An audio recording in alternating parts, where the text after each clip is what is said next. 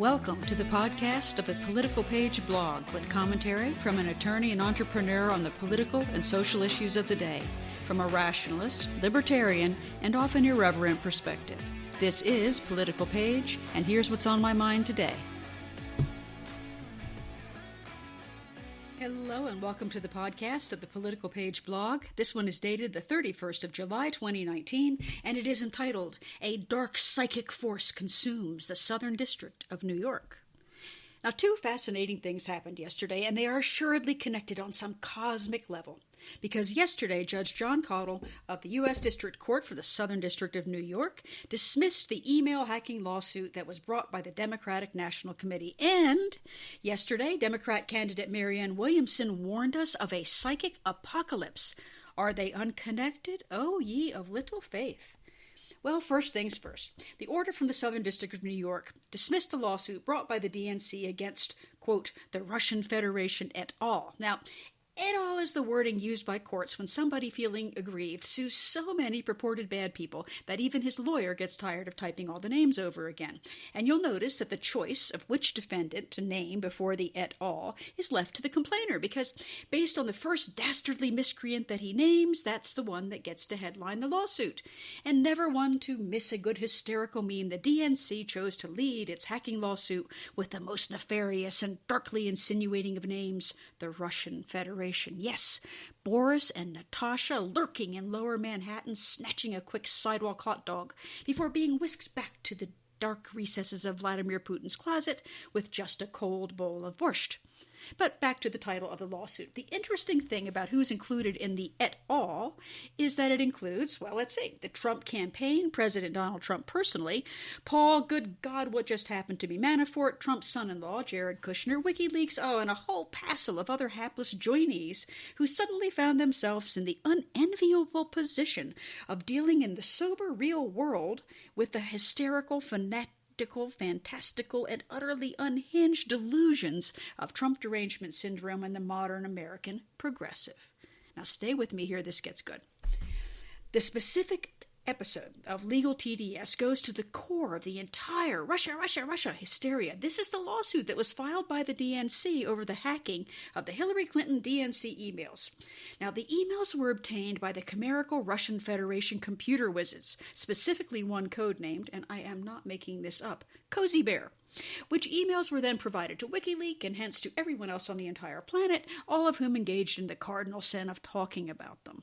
Now this, the DNC now implies, ultimately created the nightmare of a Trump presidency instead of the brave new world of President Clinton 2, the woke sequel. Somebody has to pay.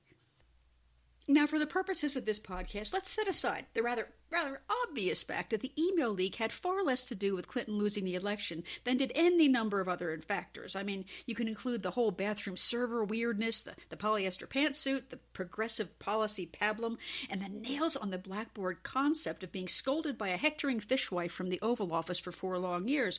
For the limited purposes of this lawsuit, that was all irrelevant. If the DNC could allege that somebody in the et al. Contingent of their case did anything wrong at all, Judge Koeltl would have to let them run with it, at least to trial.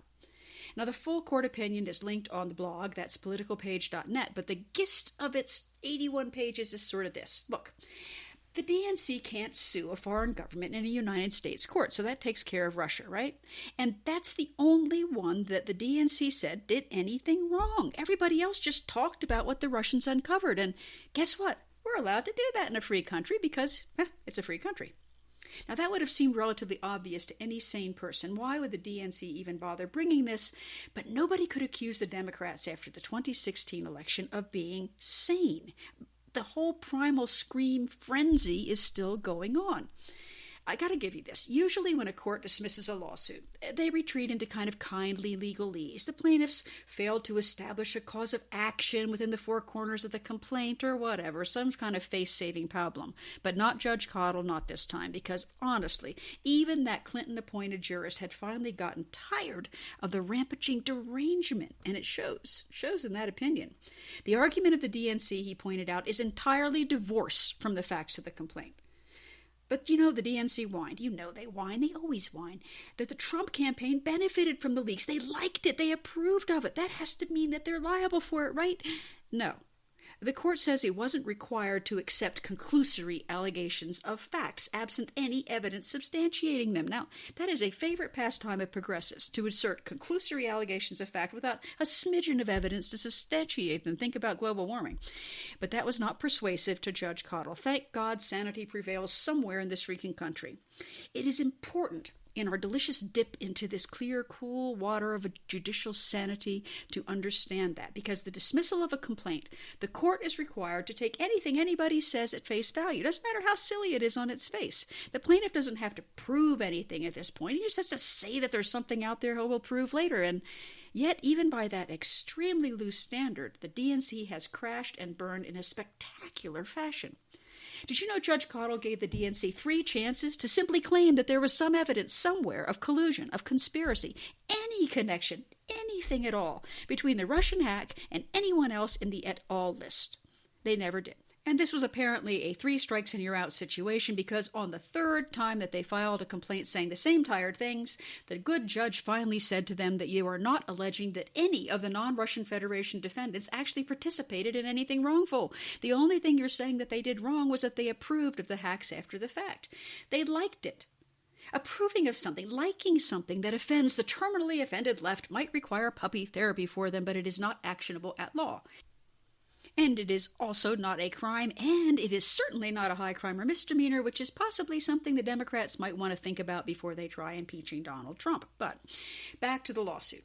After the 3 strikes, since they came up with absolutely no statement, not even evidence, but just a statement that had any evidence of wrongdoing other than wrong thinking against any of the et als, no facts, not one, not a single, solitary, tiny piece of evidence, proven or not, that there was any collusion, any conspiracy, any connection whatsoever between the Trump campaign and the email hack. They have nothing. They never did have anything ever. They lied about it. They lied about it on national television. They lied about it on the floor of the House. They lied about it on the floor of the Senate. And they lied about it when they brought this stupid, frivolous lawsuit. They are still lying about it. And the sad thing is that they don't seem to even know that they're lying. And while the complicit press is as Trump-deranged as any of them, including that idiot Eric Swalwell that keeps getting on television, the federal court in the Southern District of New York apparently retains some modicum of sanity. You know, one might be tempted to view this whole Trump derangement overreach of DNC versus the Russian Federation et al. As a sad remnant of the 2016 electoral tantrum that convinced otherwise sane adults to knit pink genitals and put them on their heads, a footnote to odd history abandoned when saner heads prevailed among the floundering Democrat Party. And one would be totally wrong. You know why? Because last night, amid this everything under me will be free, free, free one-upsmanship, the debating Democrat hopefuls were eclipsed in the media by the breathless progressive Twitterverse and blogosphere, brought about by the collisionist augury of Marianne Williamson, who warned to great applause of the, quote, dark psychic force, close quote, that is Donald Trump. She rejects the wonkiness of her fellows who kept discussing policy, abysmal policy, but still policy, as useless against such antithetical psychic forces at large in the country. And lest one be tempted to view Ms. Williamson as some passing zephyr of woo-woo mysticism, consider this headline today from Vox author Emily Stewart.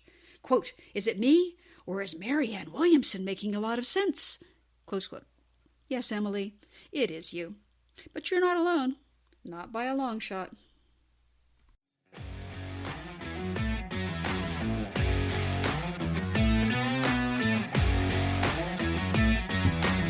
Thank you for tuning in to the Political Page podcast today.